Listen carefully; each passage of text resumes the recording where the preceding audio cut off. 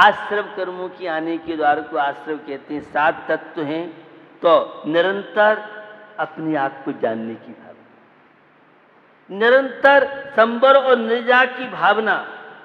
बंधुओं, सम्यक ज्ञान की बड़ी महिमा हमारे आचार्यों ने बताई है।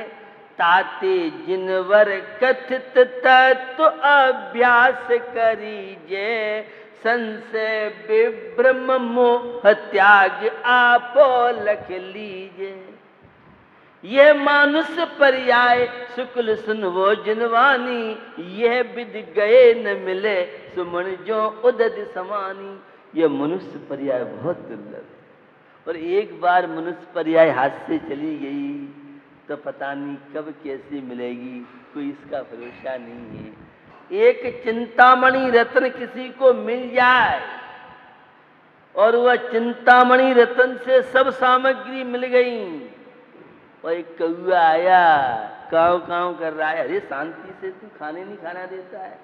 वो चमकीला पत्थर फेंक देता है, बगल से समुद्र था, वो सब रवाना हो गया। काग उड़ा बन हेत रतन को दार सिंध में रोयो, नर बब भूमि मिली तो प्रेमी धर्म बीज नहीं बोयो। धर्म बिन बाबरे तेने हीरा सो जन्म गमायो। धर्म बिन बाबरे। कौए को उड़ाने के लिए रतन फेंक देता है, सब ठाट बाट चले जाते हैं। यह मनुष्य पर्याय बहुत कीमती है, एक एक क्षण कीमती है। यह तीर्थंकर बनने के लिए, जन्म जरा मृत्यु के छुटकारा प्राप्त करने के लिए मनुष्य पर्याय मिली है। तो भैया, इस जीवन को पाकर के हम जिनवाणी सुनते भी हैं, लेकिन गुण नहीं पाते। सब जानते हैं न कुछ कोई लेके आया है न लेके जाएगा, लेकिन ये है अनादि काल के संस्कार, विषय कषाय भोगों की, ये हमें निरंतर अपनी ओर खींचते रहते हैं। ज्ञान समान न आन जगत में सुख को कारण, यह परमामृत जन्म जरा मत रोग निवारण। सम्यक ज्ञान का मिलना बहुत मुश्किल है। तो भैया, ये योग हमें मिला है तो निश्चित हम जीवन का विकास करें, जीवन की उन्नति करें। जो ज्ञान वासना की ओर ले जाए, विषय कषायों की ओर ले जाए, राग द्वेष बढ़ाए, ऐसा ज्ञान मिथ्या ज्ञान कहलाता है। और जो ज्ञान हमें सत्य की ओर ले जाए, जो ज्ञान मोक्ष मार्ग में लगाए, जो ज्ञान संसार बंधनों से मुक्ति दिलाए, वह सम्यक ज्ञान कहलाता है। अध्यात्म के प्रवेश द्वार श्रावक के 6 आवश्यक कार्यों में स्वाध्याय। कई बार मैंने आपसे बात की, आत्मा का चिंतन मनन स्वाध्याय कहलाता है। तो व्यवहारिक दृष्टि से देखें, हम धर्म ग्रंथों का पठन पाठन, साधना के 2 महत्वपूर्ण तत्व, एक तो स्वाध्याय और एक ध्यान। आत्मा का चिंतन मनन, आत्मा का ध्यान समस्याओं को सुलझाने के लिए सबसे बड़ा माध्यम बनता है। तो स्वाध्याय, जीवन में बहुत उतार चढ़ाव आते हैं। जीवन को देख लो तुम कांटे बिछे हुए हैं, चलना संभल संभल के, चलना संभल संभल के। सम्यक ज्ञान से में विवेक प्राप्त होता है। क्या करने योग्य है, क्या नहीं करने योग्य है। आत्मा का उत्थान, आत्मा का हित कैसे हो सकता है, आत्मा का पतन कैसे हो सकता है। जब सुकुमार का चरित्र पढ़ते हैं, सुकोसर का चरित्र पढ़ते हैं, हम चरित्र सोमा सती का पढ़ते हैं, मनोरमा सती का पढ़ते हैं, श्री राम का जीवन चरित्र पढ़ते हैं, उस चंद्रगुप्त मौर्य का जीवन चरित्र पढ़ते हैं। इतना बड़ा सम्राट होने के बाद वो सारे राजपाट वैभव को त्याग करके जंगल की यात्रा की थी। सम्यक ज्ञान का अपना महत्व है, इन्हें धर्म का महत्व है। 4 अनुयोगों में यह है, विभक्त जिनवाणी है, और स्वाध्याय जो चित्त की शुद्धि करती है, स्वाध्याय इच्छाओं का विनाश करती, इच्छा घटाती है, स्वाध्याय संसार के ताप को शांत करने में कारण बनती है। यह स्वाध्याय धार्मिक पुस्तकें हमारे जीवन में पंख की शुद्धि में एक कारण बनती है।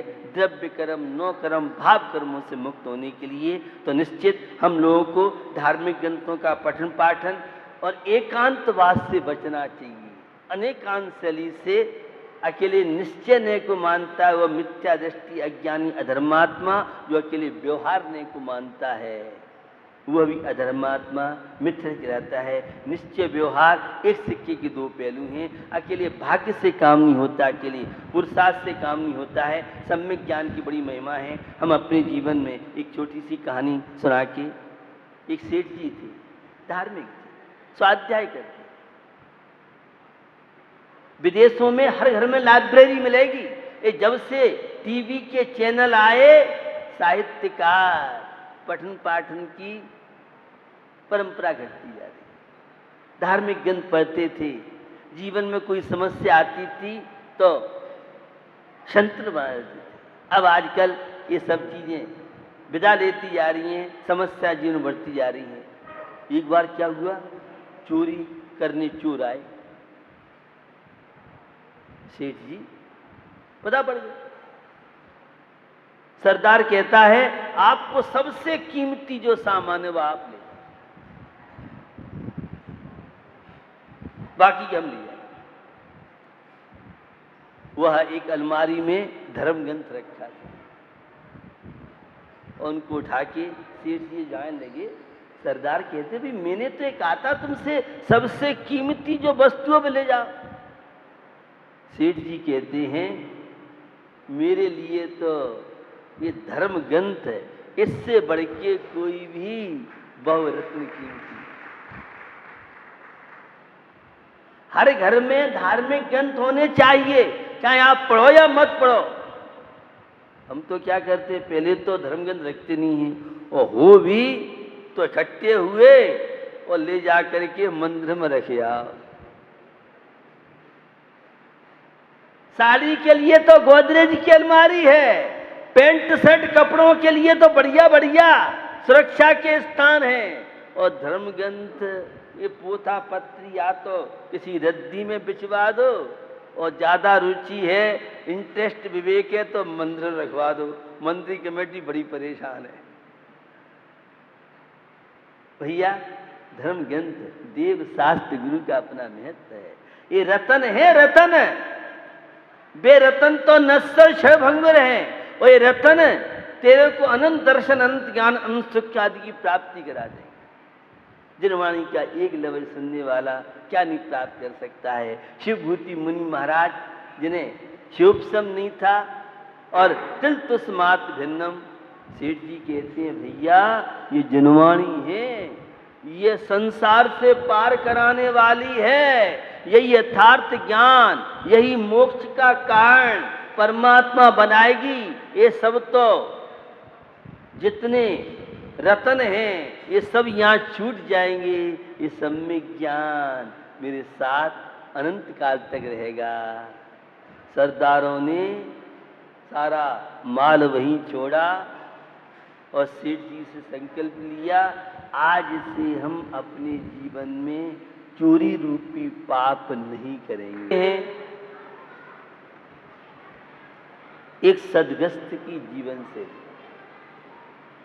एक भारतीय नागरिक किस तरह से जीवन का आनंद लेता है। लोग जीते तो बहुत हैं, लेकिन जीने का आनंद बिरले ही लोग ले पाते हैं। और जीने का आनंद वही ले सकता है जो जीवन में जीने की कला को समझा। हमारी भारतीय संस्कृति में आचार्य भगवंतों का बड़ा योगदान रहा। उन्होंने जो जीवन में सुख और शांति का अनुभव किया, जन सामान्य भी तनाव मुक्त जीवन कैसे जी सकता है? जीवन का आनंद इस पारिवारिक समस्याओं के बीच में रहने की बात भी आप कैसे ले सकते हैं? यही तो है धर्म की विशेषता। उसी चर्चा के दौरान यहां आतिथ्य की बात चल रही है। बड़ा महत्वपूर्ण यह भारतीय संस्कृति का गुण है, अतिथि सत्कार। लेकिन उसमें क्या क्या सावधानी की आवश्यकता है? जीवन में विवेक चाहिए। उसी बात को आगे बढ़ा रहे हैं। सीदुर्णवाय प्योलम सिलेसिमम तह परसमम बाकिम काय क्लेशवासो जानिचा दर्ण दे दानो। दान कर्म में विवेक की आवश्यकता है। वे श्रमण निरंतर स्वसमय में अध्यात्म की साधना में उस अंतरंग आत्मा का वैभव, आत्मा के गुण क्षमा गुण है, मार्दव गुण है, आर्जव गुण है, सरलता, पवित्रता, ये 5 अणुव्रत रूपी गुण कह लें, 10 धर्म रूपी गुण कह लें। अहिंसा तो आत्मा का स्वभाव है और हिंसा ये विकार है। सत्य आत्मा का स्वभाव है, इससे विपरीत। तो विवेक की आवश्यकता है। जो श्रावक दान मुनराज को देता है, कौन सा मौसम चल रहा है? गर्मी के समय में गर्म चीज नहीं दी जाती है, तो सर्दी के समय में ठंडी वस्तु नुकसानदायक है। कोई मुनराज पित्त के शिकार हैं, कफ की प्रकृति है, तो उन्हें कैसा आहार देना है? उपवास करने वाले मुनराज हैं, उन्हें किस रूप से आहार देना है इत्यादि विवेक जिस श्रावक के जीवन में है, वह श्रावक इस दान कर्म के माध्यम से अपने मोक्ष मार्ग को आगे बढ़ाता हुआ बहिरात्मा से अंतरात्मा बनता हुआ परमात्मा पद की प्राप्ति के लिए निरंतर संलग्न रहता है। इस परमात्मा की चर्चा के दौरान 16 कार्ड पर्व की आप बात सुन रहे, कैसे तीर्थंकर की प्रक्रिया से एक साधक होता है। सुन रहे हैं विगत दिनों में 16 कार्ड भाव। ये मात्र तीर्थंकर ही नहीं बनाती है, ये मात्र मुनराज साधु संतों के लिए ही व्यवस्था नहीं है। बाल गोपाल इन पवित्र भावनाओं को भाएगा तो पवित्रता की ओर बढ़ेगा। सद्ग्रस्त बनने में एक बहुत बड़ा माध्यम कारण बनती है। कल अवीक्षण ज्ञान उपयोग की चर्चा अपन कर रहे हैं। निरंतर सम्यक ज्ञान की भावना, स्याद्वाद अनेकांत के माध्यम से जनवाणी को समझना। अभी डॉक्टर जय कुमार जी, जो अखिल भारतवर्षीय विद्वत परिषद के राष्ट्रीय अध्यक्ष, 5-7 से देश के उन विद्वानों का नेतृत्व करते हैं जो स्यादवाद अनेकांतवाद के माध्यम से मुक्ति पथ पर बढ़ने के लिए उनके प्रवचन, उनके द्वारा ग्रंथों का अनुवाद होता है। और आप सुन रहे थे शुभ राग अशुभ राग की चर्चा आती है, भक्त नहीं भगवान बनेंगे। ये एकांतवाद है, भक्तों से भगवान बनेंगे, यह अनेकांतवाद स्यादवाद। भगवान की पूजा भक्ति व्रत उपवास ये तो संसार का कारण है, ये तो बंध का कारण है। जब भगवान की पूजा भक्ति व्रत उपवास ये संसार का कारण है, तो क्या जो पाप है, अन्याय है, अनीति है, वो मोक्ष का कारण बनेगी? सोचिए विचारिए, कहां कौन सी व्यवस्था समय सार में आचार्य कुंद कुंद स्वामी ने दी है? पुण्य पाप सर्वथा एक होता तो कुंद कुंद स्वामी जैसे आचार्यों ने पुण्य पाप अधिकार में स्वतंत्र 9 पदार्थों की चर्चा की है। निश्चय से पुण्य पाप दोनों पुद्गल द्रव्य की पर्याय हैं, इसलिए एक हैं, किंतु व्यवहार ने से दोनों के कार्य अलग हैं, दोनों के कारण अलग हैं। आपके भाग की सराहना करते हुए पुण्य कर्म के उदय में ही पंच परमेष्टि में आस्था बनती है। पुण्य कर्म के उदय में ही नियम संयम व्रत पालन करने की भावना बनती है। पुण्य कर्म के उदय में प्रवचन सुनने की भावना बनती है। और पुण्य को सर्वथा ही मान लेंगे तो पाप क्रियाएं छूटी नहीं, और पुण्य क्रिया छोड़ दोगे तो जाओगे कहां? दुर्गति में जाओगे। इसलिए पहले व्यसन पाप कषायों का बुद्धि पूर्वक त्याग किया जाता है और प्रशस्त पुण्य क्रियाएं छोड़ी नहीं जाती हैं। जब साधक ध्यान में लीन होता है, शुद्धोपयोग में स्थिर होता है, चपक श्रेणी उपशम श्रेणी में आरूढ़ होता है, तो ये शुभ क्रियाएं छूट जाती हैं, छोड़ी नहीं जाती हैं। ये उनका तात्पर्य था।